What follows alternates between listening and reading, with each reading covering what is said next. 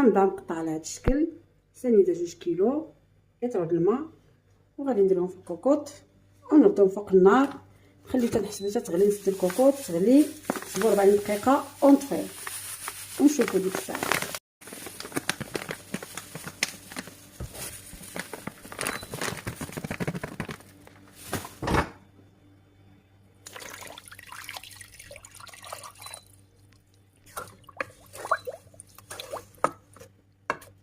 العسل من بعد ما خرجناه الماء طاب، داز 40 دقيقه خليت عليه.